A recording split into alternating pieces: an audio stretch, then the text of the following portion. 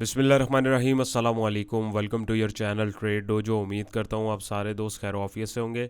अच्छा जनाब, आज 10 अप्रैल है और मंडे का दिन है। आइए देखते हैं मार्केट ने कैसा परफॉर्म किया। 39,835 पे मार्केट ने क्लोजिंग दी। 213 पॉइंट इंडेक्स में से कम हुए। परसेंटेज में 0.53% ओवरऑल पॉइंट कम हुए।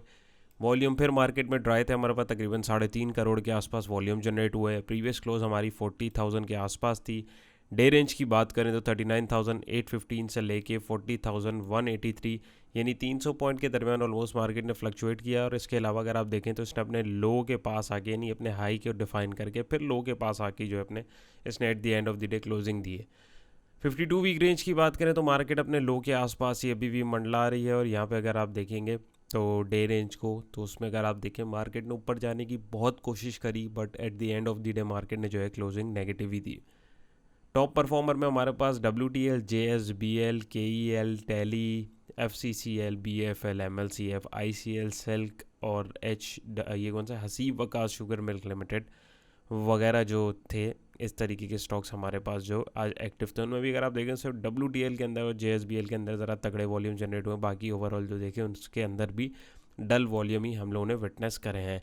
फीपीलीपी की अगर हम बात करें तो ये हमारे पास 10th का जो है फीपीलीपी चार्ट मौजूद है। फीपी हमारे पास सेलिंग पर है $0.04 मिलियन की सेलिंग के साथ। लीपी हमारे बाइंग पर है $0.04 मिलियन की बाइंग के साथ। इंडिविजुअल ने माल को आज बेचा है $1.36 मिलियन की सेलिंग करी है। कंपनीज ने माल बाय किया है $1.56 मिलियन का।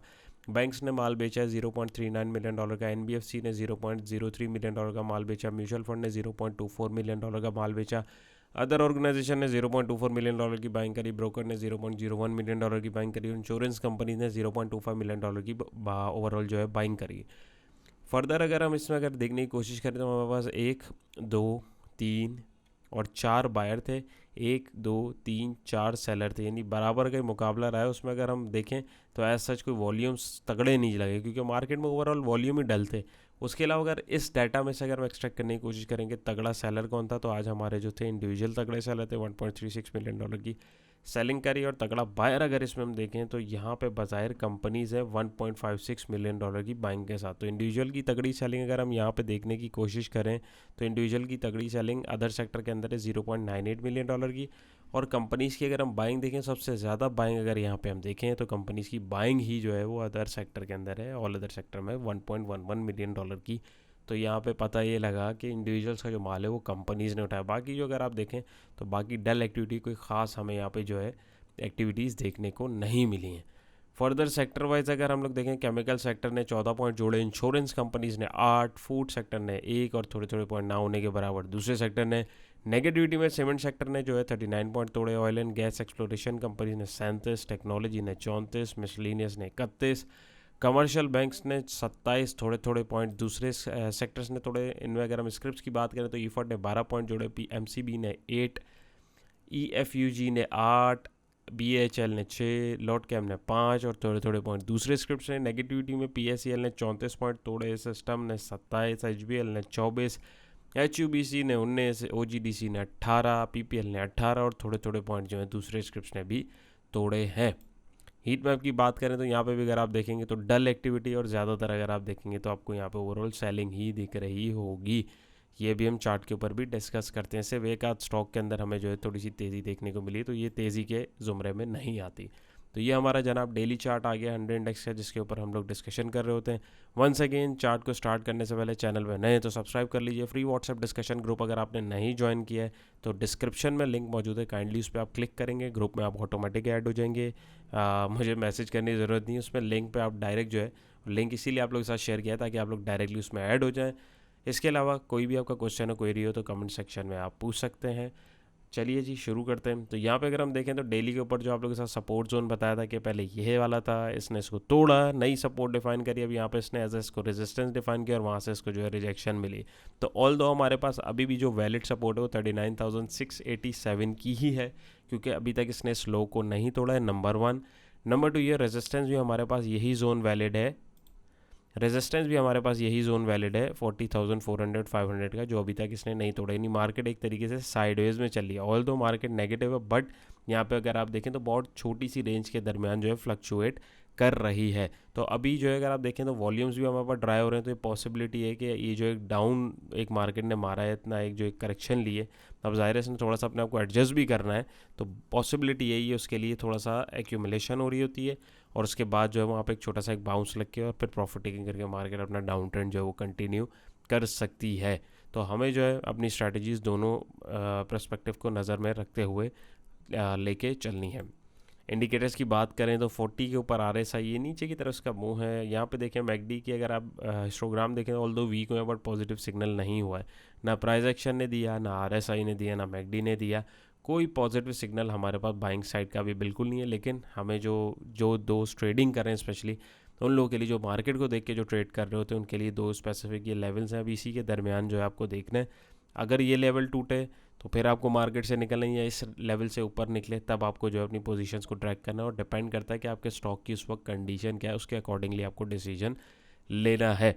तो यहाँ पे हमारे पास जो दो आवरली पे काम करते हैं, तो आवरली के ऊपर भी आप अगर देखेंगे तो यहाँ पे हमारे पास मार्केट साइडवेज चैनल के अंदर चल रही थी। तो यहाँ पे अगर मैं देखूँ तो इसने, अगर मैं इसको ज़रा सा ड्रैग करने की कोशिश करूँ तो यहाँ पे चलते चलते इसने इसको ब्रेकआउट दिया, और जैसे आपको बताया था इसने इसको रीटेस्ट किया और बाहर इसने एक ब्रेकआउट दे के लाइक अ फेक आउट इसने दिखा, और वहीं से जो है इसमें सेलिंग प्रेशर देखने को मिला। Eight the end of the day market अपने इसी रेजिस्टेंस को एज अ सपोर्ट डिफाइन करने में फेल हुई, जो 40,100 और 40,000 के बिटवीन का जोन था। उसके बाद मार्केट दोबारा अगर आज आप देखेंगे तो अपने 50 के मूविंग एवरेज से भी नीचे आ गई, इस जोन से भी नीचे आ गई, और अगर आप देखें तो ये इस जोन के अंदर वापसी आ गई जो चैनल इसका चल रहा था। तो अभी यहाँ पे अगर आवरली के ऊपर देखेंगे तो आवरली के ऊपर आपके पास अराउंड यही लेवल जो इसका बेस आ रहा है, यानी 39,500 के आसपास का जो लेवल है, ये इसके पास आवरली एक ऐसा सपोर्ट का काम कर सकता है। या ये जो ट्रेंड लाइन है अभी जिसके ऊपर इसने अपने आप को आके रोका है, तो ये भी एक पोटेंशियल बाउंस का काम कर सकता है, क्योंकि ब्रेकआउट तो हुआ था, तो हो सकता है इसने इसको सपोर्ट ना बनाया और यहाँ पे इसको सपोर्ट डिफाइन करके यहाँ से एक बाउंस दे दे। दोनों पॉसिबिलिटीज़ हो सकती हैं। तो यहाँ पे अगर हम इस लेवल को देखें तो ये 39,800 के आसपास का हमारा जो एक लेवल बनता है। इंडेक्स को भी अगर हम लोग यहाँ पे देखने की कोशिश करें डेली के ऊपर, तो डेली पे भी कुछ सिचुएशन ऐसी ही हमें देखने को मिली, इसने सपोर्ट तोड़ी, रेजिस्टेंस को उसको एज अ रीटेस्ट किया और वहाँ से इसने एक डाउनफॉल दिया।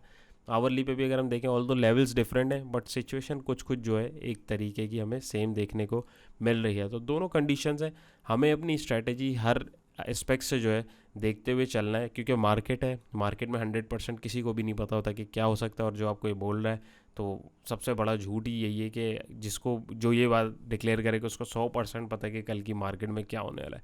ये मार्केट्स हैं, जितनी भी कैपिटल मार्केट हैं, इक्विटी मार्केट जो भी होती हैं, ये अनप्रेडिक्टेबल होती हैं, किसी को भी नहीं पता, तो काइंडली किसी के भी झांसे में मत आइएगा।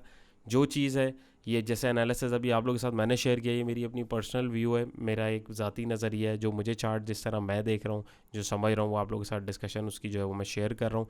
इवन मैं भी बिल्कुल डेफिनेटली गलत हो सकता हूँ, तो इसमें कोई आपको उसमें होने की ज़रूरत नहीं है। बट अपनी वर्किंग ज़रूर करके रखें कि अगर ये इधर से निकलता है तो मुझे कहाँ तक देखना है, और अगर ये इधर से नीचे निकलता है तो मुझे कहाँ पे अपना स्टॉप लॉस लेके निकलना है।